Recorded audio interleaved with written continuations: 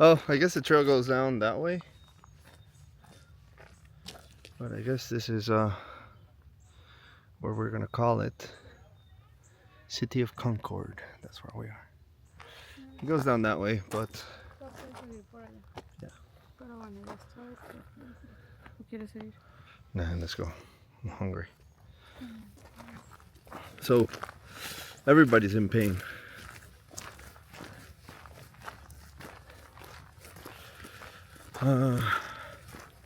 I think the issue is because people don't know how to suffer. And what I mean by that is people don't know how to relate to the suffering in their lives, to the pain.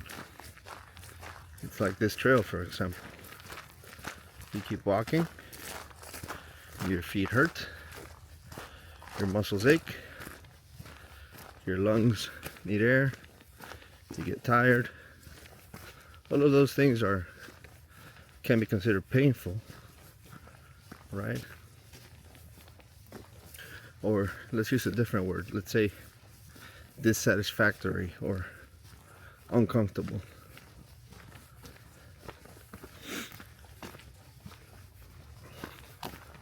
But we love this, even though the pain is there, even though there is an element of dissatisfaction in the walk, in the trail, in the path. And that's the key, the path. The path is painful. Life is very dissatisfactory. Because of how we relate to the path itself and what happens in it.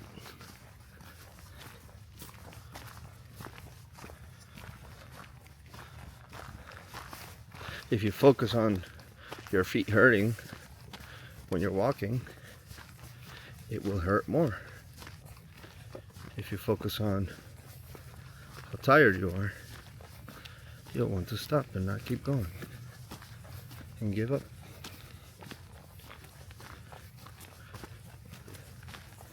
And that's the same with the pain in our lives. If you just focus on the painful parts of it, you'll never be happy. And you actually magnify the pain. You make it worse than it actually is. Part of the recognition and relating to the dissatisfactory elements of life is recognizing that they are impermanent. That doesn't last. Pain doesn't last. And happiness also doesn't last. It's just moments in time, thoughts and feelings, mental states and bodily states.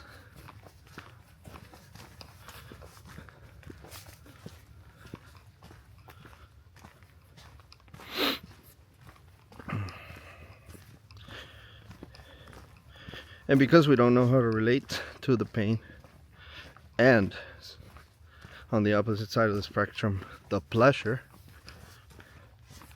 then we suffer. Why do we suffer? Because pain is there and we do not want it. We want it gone. Pleasure is there and we want pleasure all the time. We want it to last forever. And we don't want pain to get in the middle of our pleasure. We don't want pain to exist. So there's a few key things there. The pain itself, the pleasure itself, the path that you walk, where those things come and go, and our feeling towards the pain and our feeling towards the pleasure, and what that means for us because of what we want. And that is where the key lies, in your desire, in what you want. You want the pain to go away, but the pain is there, so you suffer. You want the pleasure to stay, but the pleasure goes away, so you suffer. You want people to behave in a certain way and do what you want them to do, but they don't do that, so you suffer. And you want your situation to be different, and you feel trapped.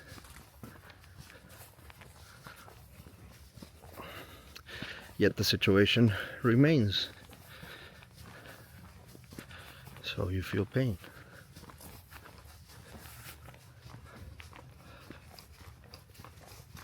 A big part of the path is the aspect of endurance, resisting, being strong, and developing that strength through the practice, through experience. In life, there are little moments of victory in the form of wisdom that arise when you realize, oh, I am suffering because of this.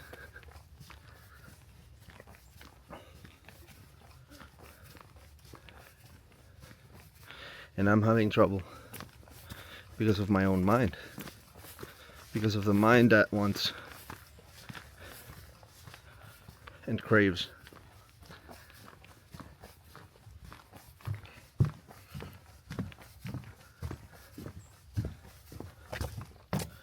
Because of the mind that hopes and fears and wishes.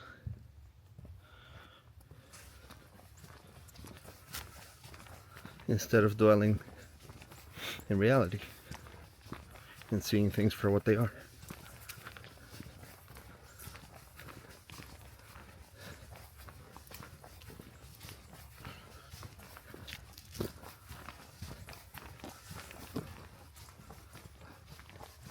And the reality is that the pain is in the desire and in the aversion.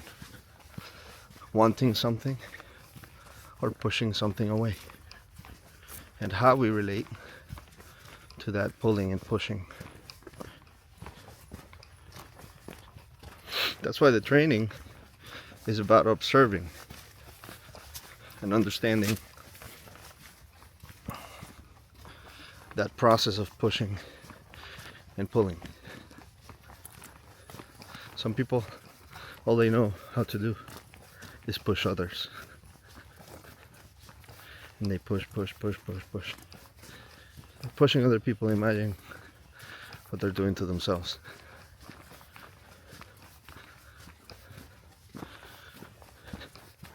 And some people just pull. They demand attention.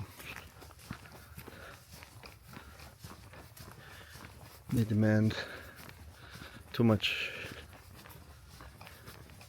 And the reality is, when there's a lot of pressure, you don't need more. You need to release some of the pressure. And then there's not enough pressure. Yeah, then you need a little pressure.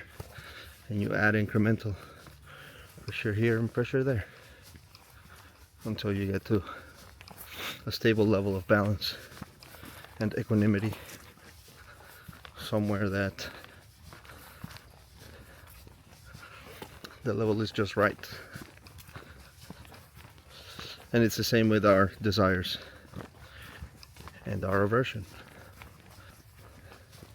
Well, good desires, let's say.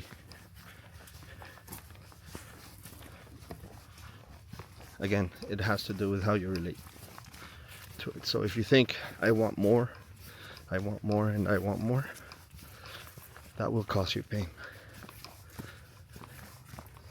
And if you think I want less, and I want less, and I want less, that will also cause you pain. So what is the trick? What do you think is the trick to wanting more or wanting less?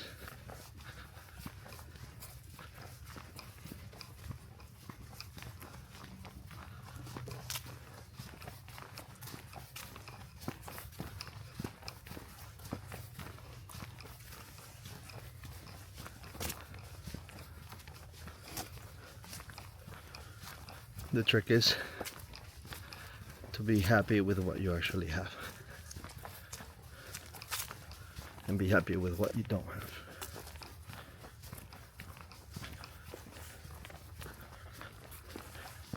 And it's not a trick, it's just a realization. Doesn't mean that you can't have more things or less things. It just means that you don't suffer as a result of those things. Yeah, because of the attachment. You're attached to the idea of more or less. Well, the problem is not the objects themselves. The problem is your attachment to the object. Right? So, let's say you have a really nice car. You love this car. You're really attached to it. You want to use it all the time. And then it gets taken away from you. If you're really attached to that car, you're gonna feel so much pain when you don't have it.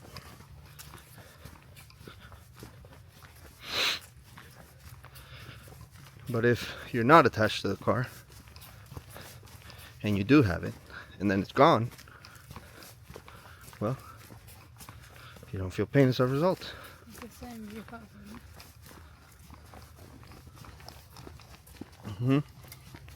It's the same one? If you have it or not. Yeah, if you have it or not, that's not the issue. The issue is how attached you are to it. If you have it but you're not attached, you're gonna enjoy it, right? Because you have it. But when it's gone, you're not gonna suffer as a result. But the thing is, some people get really attached to everything. Objects, material objects, let's say expensive watches, expensive cars, clothing, things from childhood, like, I don't know, teddy bears, toys.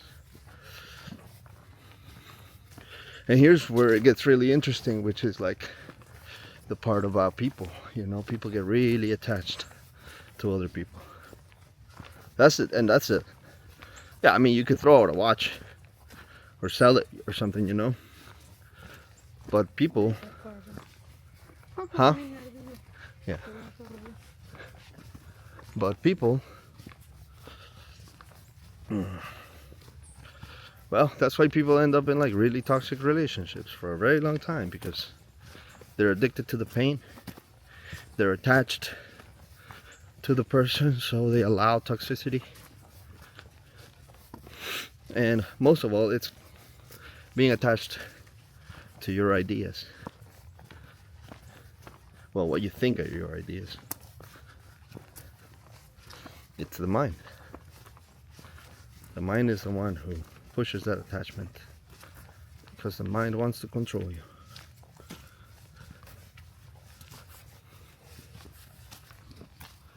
So,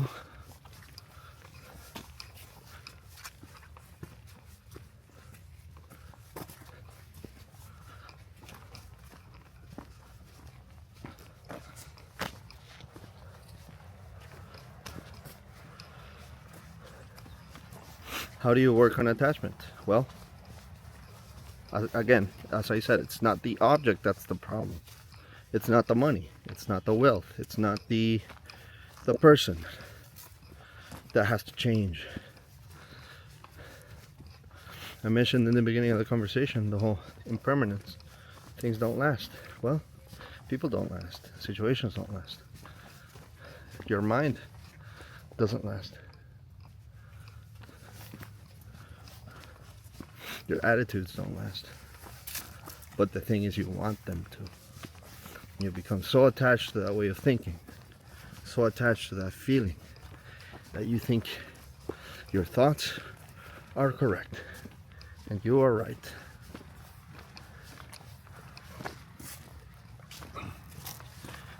And other people are wrong. So you become attached to the attitude of judging other people.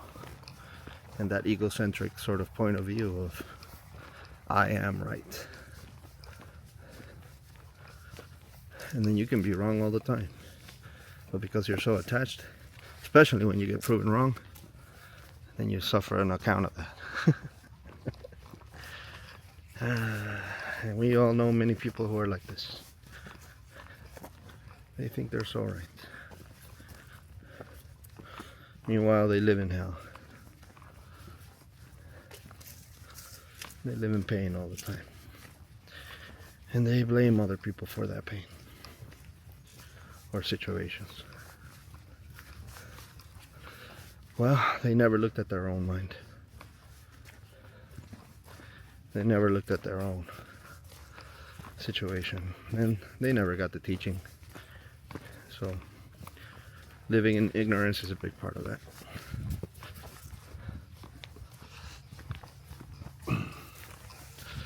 So that is pain. Pain is attachment. Pain is failing to recognize impermanence. Pain is desire, wanting. Pain is pushing and pulling. Pain is ignorance and delusion.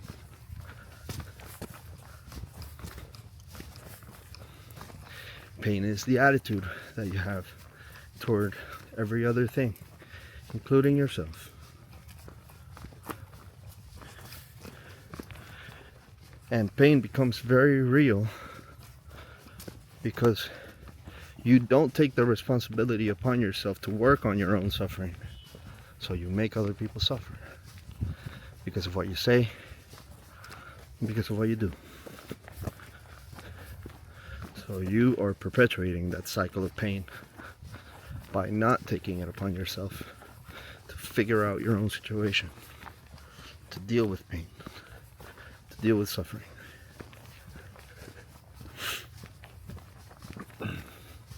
And you push that pain on other people. You make them suffer. As if it was in their hands.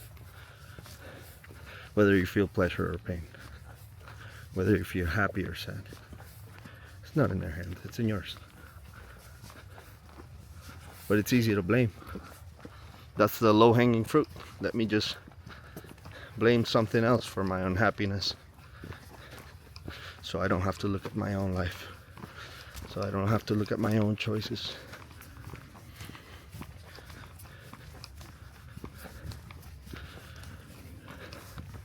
But when you take the responsibility upon your shoulders to deal with the pain,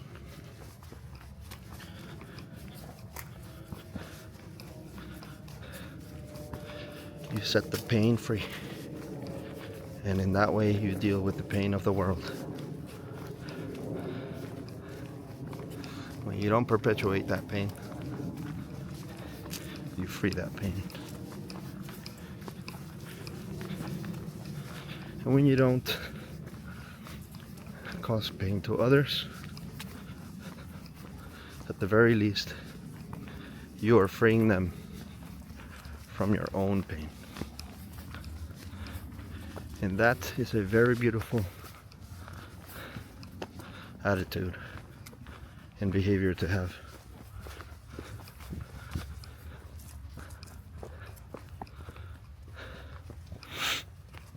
So dealing with that pain directly, being able to endure and being able to see all these things simultaneously while you deal with whatever, mundane situation in life. That work is where freedom happens, where freedom comes from. dealing with the attachment by just letting things flow.